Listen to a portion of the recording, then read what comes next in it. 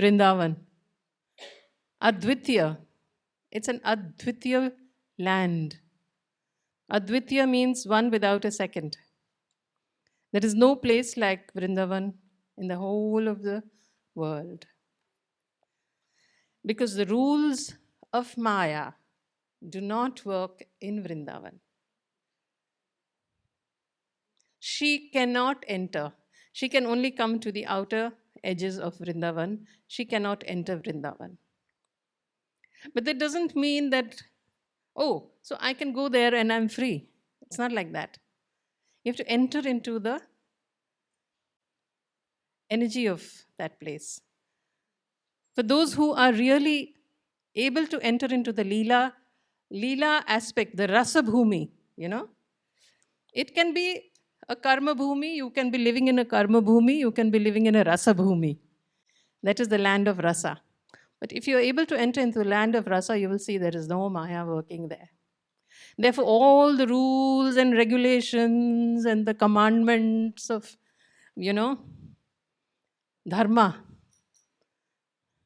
they don't work there. So you may say, oh, that means it's an immoral place also. Anything goes. Of course, anything goes there, but there is no morality. The concept of morality doesn't exist. Only love exists. When there is love, where is morality? Where are rules and regulations?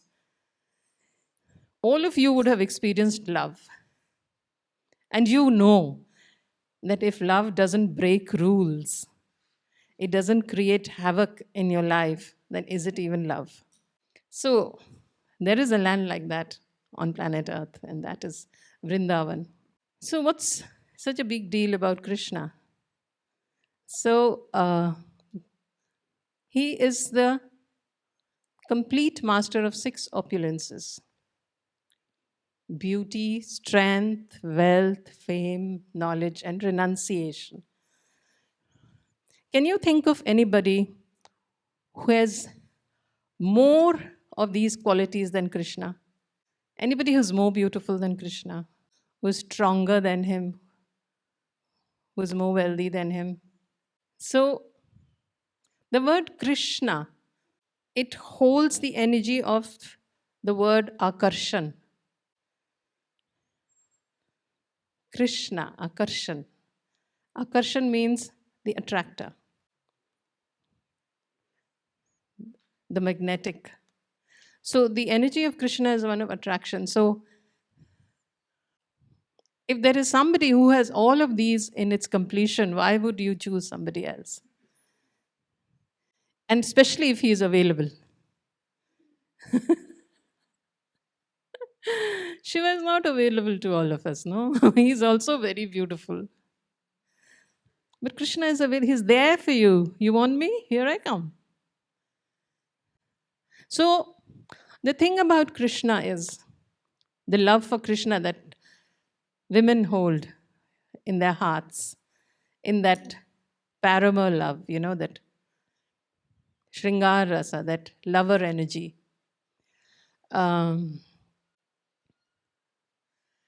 Krishna is the perfect reciprocator. So many of us feel that, oh, I have so much to give, but of my love, it's so bubbling and I want to love with all my heart.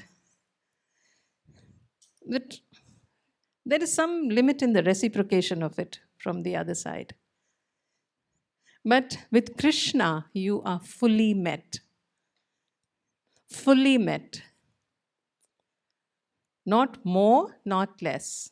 Exact. If you want more, then give more. You will get. There's no cheating in this business. So, he's a perfect reciprocator of your love. So it's the land of confidential pastimes.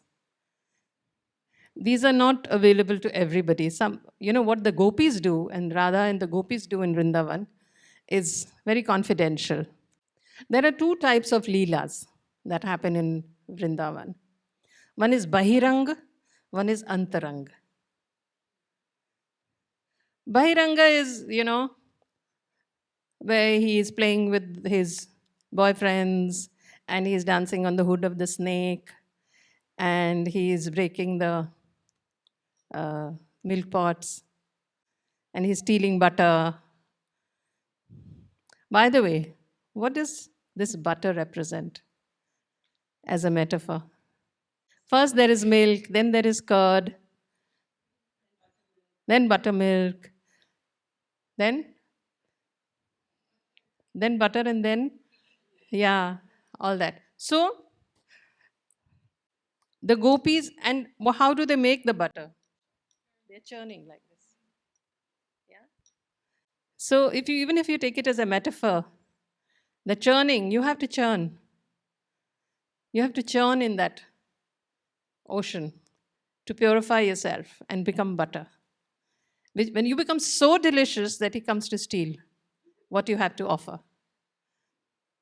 So